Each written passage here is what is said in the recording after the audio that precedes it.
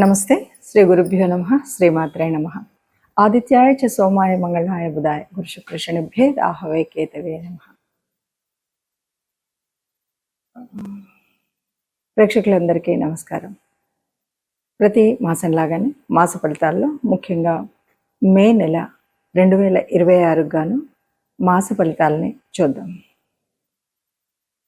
ఈ మాస ఫలితాల్లో అసలు ముందుగా గ్రహస్థితి ఎలా ఉంది, మే నెలకు ఉండేటువంటి ప్రత్యేకత ఏంటి అని ఆలోచిస్తే కనుక, మే నెలలో ముఖ్యంగా మే నెల ఎప్పుడు ప్రారంభమవుతుంది అంటే, ఈసారి వైశాఖ పౌర్ణమి నుండి జ్యేష్ఠ పౌర్ణమి మధ్యలో ఉండేటువంటి కాలం మే నెలగా వస్తుంది. ఇది ఒక విశేషమైతే, ఇక రెండవది ఇందులో కత్తెర్లు అంటాం కదా, ఆ కార్తీ రావడం అంటే సూర్యుడు కృత్తికా నక్షత్రంతో కలిసి ఉండడం అనేటువంటిది.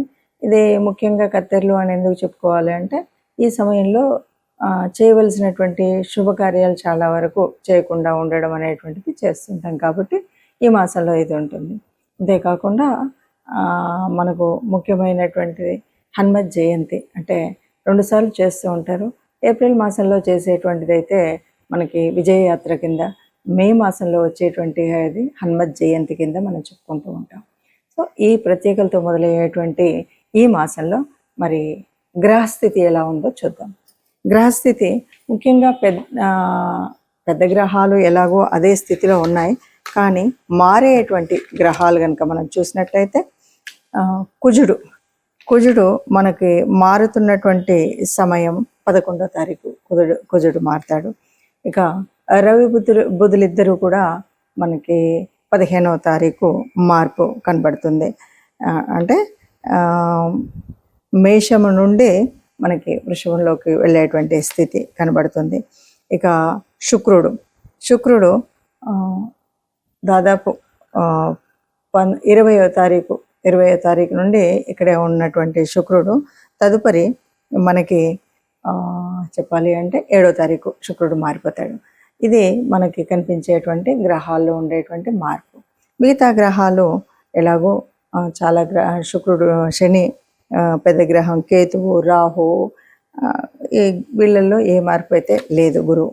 సరే, ఇలా ఉన్నటువంటి పరిస్థితుల్లో మరి ఒక్కొక్క రాశికి 12 రాశులకు ఫలితం ఎలా ఉంటుంది అంటే చిన్న చిన్న మార్పులే ఉన్నప్పటికీ, నిన్న మొన్ననే మనకి గ్రహ కూటమి ఇలాంటివి మార్పులు జరిగినప్పటికీ ఏ మాసానికి ఆ మాసానికి మనం చూసుకుంటూ ఉన్నటువంటి పరిస్థితులలో ఈ మాసంలో వచ్చేటువంటి అంటే ఒక విద్య కానీ, వివాహంలో కానీ, లేదు పెట్టుబడులు పెట్టేటువంటి విషయంలో కానీ ఎలాంటి మార్పులు ఉంటాయి, మనం ఏం చేస్తే, ఏ గ్రహ అనుగ్రహం పొందితే, ఏ దైవానుగ్రహం పొందితే మనకి ఏ కష్టం లేకుండా ఉంటుందో చూద్దాం. తదుపరి రాశి కుంభరాశి. కుంభరాశిలో మే మాసానికి ఎలా ఉంటుంది అంటే 11న కుజుడిని రాశి కొన్ని ప్రయోజనాలు ఇస్తుందనే చెప్పాలి. 11 నుండి కుజుడు మార్పు వల్ల ఇక కొన్ని వ్యవహారాల్లో అనుకూలత బాగా పెరుగుతుంది. కుటుంబ వ్యక్తుల అవసరాలు మనం ఏదో రకంగా అంటే ఆర్థికంగా కానీ వాళ్ళకి ఉండేటువంటి వేరే అవసరాలను కానీ హాయిగా తీర్చగలిగేటువంటి పరిస్థితి ఉంటుంది. మనం ఇంకా ఏంటంటే కొంతమంది చిన్న చిన్న పరిశ్రమలు కానీ ఇలాంటివి నెలకొల్పాలి అన్న వాళ్ళకి చాలా అనుకూలమైనటువంటి పరిస్థితి ఉంటుంది. అలాగే అధికారుల నుండి కూడా ప్రశంసలు ఎదుర్కోగలుగుతారు. బాగా చేశారండి, మీరు బాగా ఉన్నారండి, చాలా చక్కగా సమన్వయం చేయగలిగారు, ఇలాంటి మాటలన్నీ కూడా మనం ప్రశంసలు అధికారుల నుండి వినగలుగుతాం. విద్యార్థులకు అట్లాగే వివాహం కాని వాళ్ళకి కూడా మంచి సమయంగా చెప్పొచ్చు, ప్రయోజనం ఏర్పడేటువంటి విధానం అని చెప్పొచ్చు. విద్యార్థులకు అనుకున్న కాలేజీల్లో సీట్ రావడం కానీ, లేకపోతే చదువుతున్నటువంటి దాంట్లో మంచి ఉత్తీర్ణతలో ఉండడం కానీ ఇలాంటివి కనబడతాయి. ఇక సలహాలు తీసుకునేటప్పుడు జాగ్రత్తలు తప్పనిసరిగా పాటించాలి. ఏదో 10 మంది 10 రకాల సలహాలు ఇస్తారు కొన్నిసార్లు అవసరమైనప్పుడు. అన్ని సలహాల్లో ఏది పాటించాలి అనే అయోమయమో చికాకుల్లో కాకుండా అన్నింటినీ స్వీకరించిన దాంట్లో అనువైన దాన్ని మాత్రమే మనం స్వీకరించడం అనేటువంటిది ముఖ్యంగా గ్రహించాలి. ఎవరు ఏది చెప్తే అది చేయడం కాకుండా, నలుగురు చెప్పినప్పటికీ కూడా మనం ఏది మంచిదో చెడుదో ఆలోచించి చేసినప్పుడు నిర్ణయం బాగుంటుంది. ఇక గృహంలో ప్రత్యేకించి ఈ ఎండాకాలంలో చక్కగా విందులు వినోదాలు అయితే మన ఇంట్లో ఏర్పడగలుగుతాయి. ఏదో రకంగా ఓ చిన్నపాటి నలుగురు మన బంధువులే వచ్చి ఉండవచ్చు, లేదు ఏదో చిన్నపాటి ఉత్సవాలు లాంటివి లేకపోతే కార్యాలు లాంటివి, లేదు ఆనందాన్ని ఇచ్చేటువంటి ఏదైనా పార్టీలు ఇలాంటివన్నీ కూడా చేసుకుంటాం. అంటే విందులు వినోదాలతో హాయిగా ఉంటుందని చెప్పొచ్చు ఈ మాసం. ప్రత్యేకంగా కనుక మనం చూసినట్టయితే ఈ మాసంలో మనం ఫలితాలన్నీ కూడా కొన్ని రాశులకు చాలా కొన్ని రాశులు అంటే అందరికి వేయలేం కదా. ఈ మాసంలో మనం చూసినటువంటి ఫలితాలను కనుక చూసినట్టయితే గ్రహ సంచారం వల్ల అంటే మారుతున్నటువంటి 4 గ్రహాల మూలంగా జరిగేటువంటి పరిస్థితి. ఏది ఏమైనా మనం ఏం చెప్పొచ్చు అంటే ఇది గోచార ఫలితాలు. మనం చెప్తున్నటువంటిది గోచార ఫలితాలు. జన్మజాతకంలో ఉండేటువంటి దానికి గోచార ఫలితానికి తేడా ఉంటుంది తప్పనిసరిగా. ఎందుకంటే జన్మకుండలిలో మనకు అప్పటికే ఉన్నటువంటి నడుస్తున్నటువంటి దశ అంతర్దశలు ఎలా ఉన్నాయి, ఇప్పుడు ఉన్నటువంటి పరిస్థితి ఏంటి అన్నది తెలియచ్చు. ఇది కేవలం గోచారం అంటే కోటాను కోట్ల మందిలో కొంతమందికి మాత్రమే, అంటే ఒక 30% ఆఫ్ ద పీపుల్కి ఇది కరెక్ట్గా ఎగ్జాక్ట్గా కరెక్టే ఉంది అనిపిస్తుంది. ఇక మిగతాది ఎందుకంటే మన జన్మకుండల్లో ఉన్నటువంటి గ్రహాలను బట్టి ఉంటుంది. ఇది ఒకటి ముందుగా మనం గ్రహించాలి. ఇక రెండవది, ఇప్పుడున్నటువంటి పరిస్థితుల్లో ముఖ్యంగా ఈ మాసంలో మనకి ఏ గోచార ఫలితం ఎంత అంటే మనం అనుకున్నటువంటి పరిస్థితుల్లో ముందుకు వెళ్ళనివ్వట్లేదన్నా, అనుకున్నది ఇంకా బాగా జరగాలన్నా తప్పనిసరిగా దైవానుగ్రహం కావాలి, గ్రహం కావాలి. అయితే ఈ మాసంలో మనకి హనుమత్ జయంతి ఉంది కాబట్టి ఈ మాసం అంతా కూడా రాముణ్ణి పూజించడం కానీ, హనుమంతుణ్ణి ప్రార్థించడం కానీ, ఎందుకంటే హనుమంతుడిని హనుమత్ చాలీస చదవడం కానీ ఇలాంటివి కనుక చేసినట్టయితే తప్పకుండా రాముల వారి కృప ఉంటుంది అని చెప్పొచ్చు. ఇంకా ముఖ్యంగా ఏదైనా సరే కీడు చెడు ఇలాంటివి జరుగుతున్నాయి అన్న టైంలో మనం తప్పనిసరిగా హనుమత్ ఆలయానికి వెళ్ళడం అనేటువంటిది ముఖ్యమైనది. కాబట్టి మనం ఇచ్చేసి వీలైన వాళ్ళు మనం నవగ్రహాల దగ్గరికి వెళ్ళడము, లేదు అదే కాలేదు అంటే ఏదైనా మీకు తోచిన దాన ధర్మాలు చేసినట్టయితే, ఇవేవి నాకు తెలియదు ఏ గ్రహం వల్ల ఏది అని అనుకున్నట్టయితే, అలా కూడా కాలేదు అనుకుంటే తప్పనిసరిగా మీరు ఏదైనా గోశాలకు వెళ్ళి గోమాతకు మనం గనక గ్రాసం ఇచ్చినట్టయితే తప్పనిసరిగా ఇప్పుడు ఏవైతే అననుకూలంగా ఉన్నాయి అనుకున్నామో ఇవన్నీ కూడా అనుకూలంగా ఉండేటువంటి స్థితి మనకు వస్తుంది. అందరూ హాయిగా ఆనందంగా ఉంటారు. ఇవి పెద్దగా భయపెట్టేటువంటి పరిస్థితి ఏం కాదు. మాసంలో చిన్న చిన్న మార్పులు జరుగుతాయి. ఆ చిన్న చిన్న వ్యత్యాసాలు కనబడుతూనే ఉంటాయి. మనం పట్టించుకున్నట్టయితే అంతగా ఉండదు. ఆత్మ నిగ్రహం ఉండాలి. అట్లాగే ఆత్మబలంతో సాగితే ఎంతటి మొండి పనైనా మనం పూర్తి చేసుకోగలుగుతామని తెలియజేస్తూ, మనకి మే మాసంలో వచ్చేటువంటి పండగ ముఖ్యమైనటువంటిది, అందరికీ ఇష్టమైనటువంటిది, ముఖ్యంగా యువతకి చాలా ఇష్టమైనటువంటి పండగ హనుమత్ జయంతి వస్తుంది. చాలామంది అడుగుతూ ఉంటారు, హనుమత్ జయంతి మొన్ననే కదండి చేసుకున్నాము, మళ్ళీ ఇప్పుడు ఏంటి అని.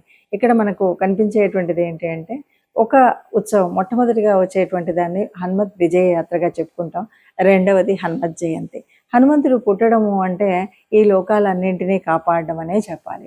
హనుమత్ జయంతిని మనం అంత విజయోత్సవంగా విజయయాత్రలు చేసుకుంటూ చక్కగా ఎటు చూసినా కూడా కాషాయ వర్ణాలతో హనుమత్ ధ్వజాలతో అందరూ కూడా ఆనందంగా ఎందుకు తిరుగుతారంటే, ఆనాడు రామాయణ కాలం నాడు మరి రాముడి జయానికి మూల కారణమైనటువంటి వాడు. అలాగే ఇప్పటికీ అప్పటికి ఎప్పటికి కూడా ఒక తేజస్సు కానీ, ఒక చైతన్యం అంటే ఎలా ఉండాలి, ఒక దాసతత్వం అంటే ఎలా ఉండాలి, ఒక స్నేహం అంటే ఎలా ఉండాలి, విజ్ఞానంలో నవవ్యాకరణం తెలిసినటువంటి వాడు అంటే ఎలా ఉండాలి, ఒక కార్యశూరత్వంలో ఎలాంటి స్థితి ప్రజ్ఞత ఉండాలి, కార్యాన్ని సాధించుకురావడంలో ఎలా ఉండాలి, ఇవన్నీ మనకు చెప్పేటువంటి వారు హనుమంతుల వారు. అందువల్ల హనుమత్ జయంతి మనందరికీ కూడా ఎప్పటికీ చైతన్యాన్ని అందించేటువంటిది.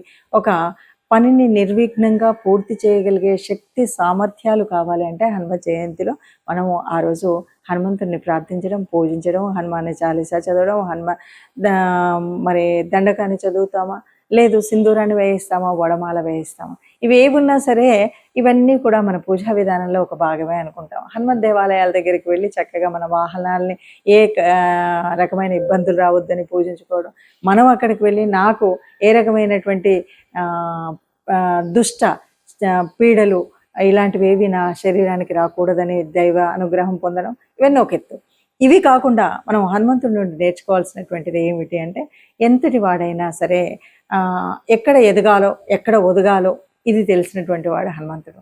ఎక్కడ స్నేహాన్ని ఎలా చేయాలో, ఎవరితో ఎలా మాట్లాడాలో, అంటే నవవ్యాకరణ పండితులు అలాగే గురువు దగ్గర ఎట్లా ఉండాలో, మరి ఆయనకు సాక్షాత్తు సూర్యభగవాన్ని గురువుగా తాను రిక్వెస్ట్ చేసిండనే చెప్పాలి అంటే. ఎందుకంటే సూర్యభగవానుడు నిరంతరం చలిస్తూ ఉండేటువంటి ఆయన దగ్గరికి తనతో పాటు తిరుగుతూ నవవ్యాకరణాలను నేర్చుకున్నటువంటి మహాపండితుడు. కాబట్టి విద్యార్థి లోకానికి ఎప్పటికి కూడా మనం ఏదైనా జ్ఞానం నేర్చుకోవాలంటే ఎలా ఉండాలి, ఎంత నిరంతర ప్రయత్నం ఎలా ఉండాలి, ఇవన్నీ విషయాలు చెప్పేటువంటిది అది. అంతేకాదు ఒక కార్యాన్ని సాధించాలి అంటే కేవలం రామనామంతో నేను ఏదైనా చేయగలుగుతాను అనేటువంటి సంకల్పంతో గట్టిగా ఉండి అన్ని రాముడే చేస్తున్నాడు అని చెప్పేటువంటి వాడు.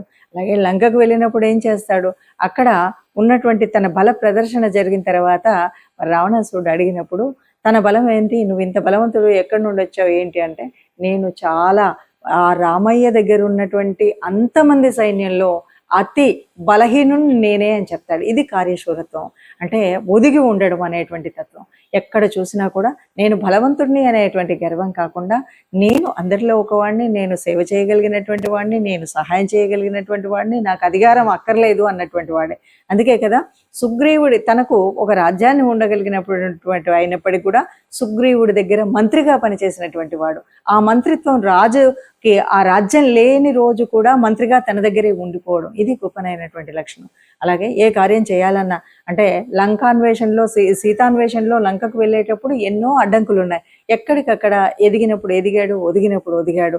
అంతే తప్ప హాయిగా ఆహార వ్యవహారాల్లో నేను చాలా ఆనందపడుతూ ఉండొచ్చు అనేటువంటి పరిస్థితి కాకుండా మైనాకుడు సాయం చేద్దామని వచ్చిన రోజు కూడా ఇప్పుడు కాదు, నేను కార్యం పూర్తయిన తర్వాత అంటూ చెప్పినటువంటి మహానుభావుడు. అందువల్ల హనుమత్ జయంతి అనేటువంటిది కేవలం ఒక ర్యాలీ చేసుకోవడానికి ఇంకో కాదు.